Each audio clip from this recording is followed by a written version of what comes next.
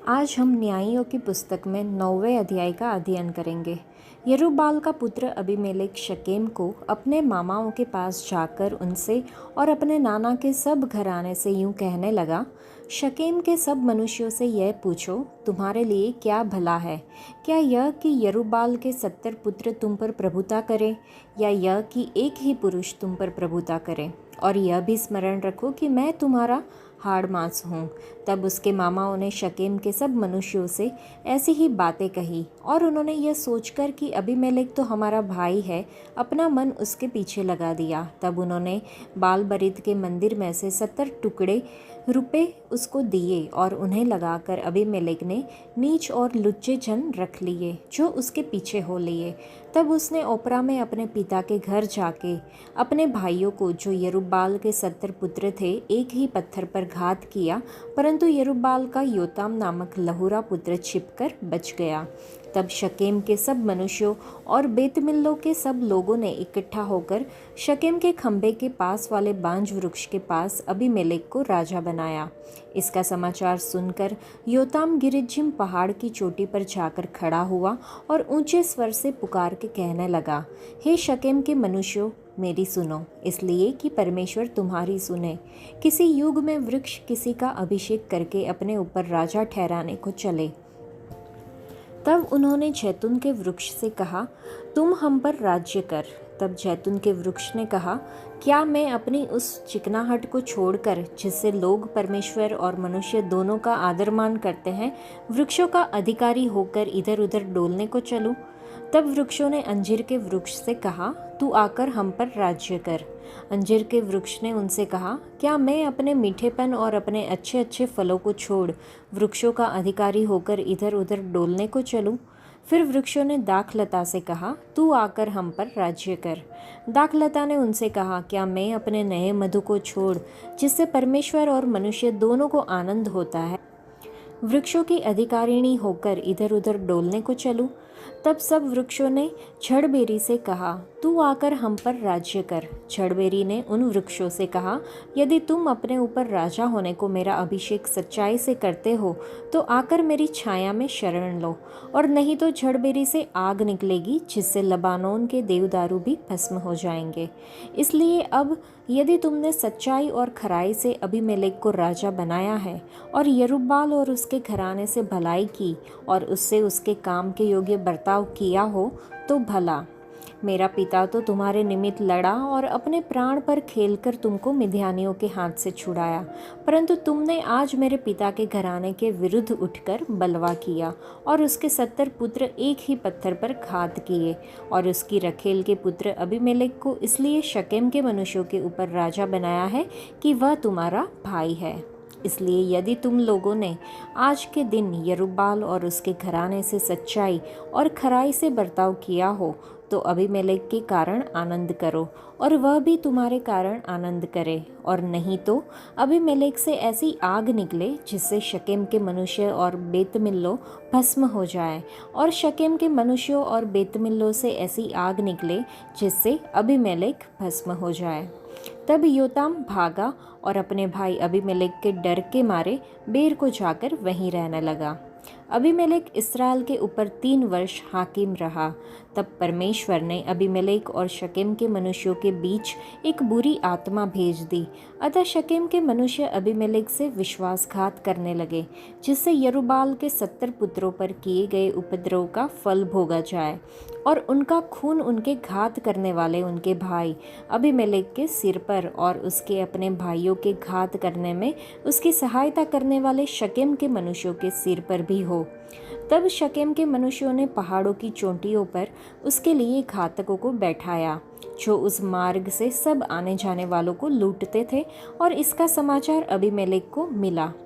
तब एबेद का पुत्र गाल अपने भाइयों समेत शकेम में आया, और शकेम के मनुष्यों ने उसका भरोसा किया, और उन्होंने मैदान में जाकर अपनी अपनी दाख की बारियों के फल तोड़े और उनका रस रौंदा, और स्तुति का बलिदान कर अपने देवता के मंदिर में जाकर खाने पीने और अबीमेलेक को कोसने लगे। तब एबेद के पुत्र गाल ने कहा, अबीमेलेक कौन है? शकेम कौन है कि हम उसके अधीन रहे? क्या वह यरूबाल का पुत्र नहीं? क्या जबूल उसका सेनानायक नहीं? शकेम के पिता हमोर के लोगों के तो अधीन हो, परंतु हम उसके अधीन क्यों रहे? और यह प्रजा मेरे वश में होती तो क्या ही भला होता। तब तो मैं अबीमेलेक को दूर करता। फिर उसने अबीमेलेक से कहा, अपनी सेना की गिनती बढ़ाकर निकाल आ। एबेद के पुत्र गाल की वे बातें सुनकर नगर के हाकिम जबूल का क्रोध भड़क उठा और उसने अबीमेलेक के पास छिपके दूतों से कहला भेजा, एबेद का पुत्र गाल और उसके भाई शकेम में आके नगर वालों को तेरा विरोध करने को भड़का रहे हैं। इसलिए तू अपने संग वालों समेत रात को उठकर मैदान में घात लगा और सवेरे सूर्य के निकलते ही उठकर इस नगर पर चढ़ाई करना। और जब वह अपने संग वालों समेत तेरा सामना करने को निकले, तब जो तुझसे बन पड़े वही उससे करना। तब अबीमेलेक और उसके संग के सब लोग रात को उठ 4 दल बांधकर शकेम विरुद्ध घात में बैठ गए। और एबेद का पुत्र गाल बाहर जाकर नगर के फाटक में खड़ा हुआ। तब अबीमेलेक और उसके संगी घात छोड़कर उठ खड़े हुए। उन लोगों को देखकर गाल जबूल से कहने लगा, देख, पहाड़ों की चोटियों पर से लोग उतरे आते हैं। जबूल ने उससे कहा, वह तो पहाड़ों की छाया है जो तुझे मनुष्यों के समान देख पड़ती है। गाल ने फिर कहा, देख, लोग देश के बीचों बीच होकर उतरे आते हैं और एक झुंड मोननीम नामक बांज वृक्ष के मार्ग से चला आता है। जबूल ने उससे कहा, तेरी यह बात कहाँ रही कि अबीमेलेक कौन है कि हम उसके अधीन रहे? ये तो वही लोग हैं जिनको तूने निकम्मा जाना था, इसलिए अब निकलकर उनसे लड़। तब गाल शकेम के पुरुषों का अगुवा होकर बाहर निकलकर अबीमेलेक से लड़ा और अबीमेलेक ने उसको खदेड़ा और वह अबीमेलेक के सामने से भागा और नगर के फाटक तक पहुँचते पहुँचते बहुतेरे घायल होकर गिर पड़े। तब अबीमेलेक अरुमा में रहने लगा और जबूल ने गाल और उसके भाइयों को निकाल दिया और शकेम में रहने न दिया। दूसरे दिन लोग मैदान में निकल गए और यह अबीमेलेक को बताया गया और उसने अपनी सेना के 3 दल बांधकर मैदान में घात लगाई। और जब देखा कि लोग नगर से निकले आते हैं, तब उन पर चढ़ाई करके उन्हें मार लिया। अबीमेलेक अपने संग के दलों समेत आगे दौड़कर नगर के फाटक पर खड़ा हो गया और 2 दलों ने उन सब लोगों पर धावा करके जो मैदान में थे उन्हें मार डाला। उसी दिन अबीमेलेक ने नगर से दिन भर लड़कर उसको ले लिया और उसके लोगों को घात करके नगर को ढा दिया और उस पर नमक छिड़कवा दिया। यह सुनकर शकेम के गुम्मट के सब रहने वाले एलबरीत के मंदिर के गढ़ में जा घुसे। जब अबीमेलेक को यह समाचार मिला कि शकेम के गुम्मट के सब मनुष्य इकट्ठे हुए हैं, तब वह अपने सब संगियों समेत सल्मोन नामक पहाड़ पर चढ़ गया और हाथ में कुल्हाड़ी ले पेड़ों में से एक डाली काटी और उसे उठाकर अपने कंधे पर रख ली और अपने संग वालों से कहा, जैसा तुमने मुझे करते देखा वैसा ही तुम भी झटपट करो। तब उन सब लोगों ने भी एक एक डाली काट ली और अबीमेलेक के पीछे हो उनको गढ़ पर डालकर गढ़ में आग लगाई। तब शकेम के गुम्मट के सब स्त्री पुरुष जो लगभग 1000 थे मर गए। तब अबीमेलेक ने तेबेस को जाकर उसके सामने डेरे खड़े करके उसको ले लिया। परंतु उस नगर के बीच एक दृढ़ गुम्मट था, इसलिए क्या स्त्री क्या पुरुष नगर के सब लोग भागकर उसमें घुसे और उसे बंद करके गुम्मट की छत पर चढ़ गए। तब अबीमेलेक गुम्मट के निकट जाकर उसके विरुद्ध लड़ने लगा और गुम्मट के द्वार तक गया कि उसमें आग लगाए। तब किसी स्त्री ने चक्की के ऊपर का पाट अबीमेलेक के सिर पर डाल दिया और उसकी खोपड़ी फट गई। तब उसने झट अपने हथियारों के ढोने वाले जवान को बुलाकर कहा, अपनी तलवार खींचकर मुझे मार डाल। ऐसा न हो कि लोग मेरे विषय में कहने पाए, उसको एक स्त्री ने घात किया। तब उसके जवान ने तलवार भोंक दी और वह मर गया। यह देखकर कि अबीमेलेक मर गया है, इस्राएली अपने अपने स्थान को चले गए।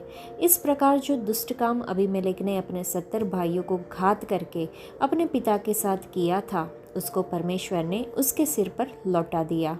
और शकेम के पुरुषों के भी सब दुष्ट काम परमेश्वर ने उनके सिर पर लौटा दिए और यरूब्बाल के पुत्र योताम का शाप उन पर खट गया। इस अध्याय में हमने देखा गिदोन का पुत्र अबीमेलेक, जो गिदोन की उपपत्नी से पैदा हुआ था, उसने सिंहासन हासिल करने की साजिश रची।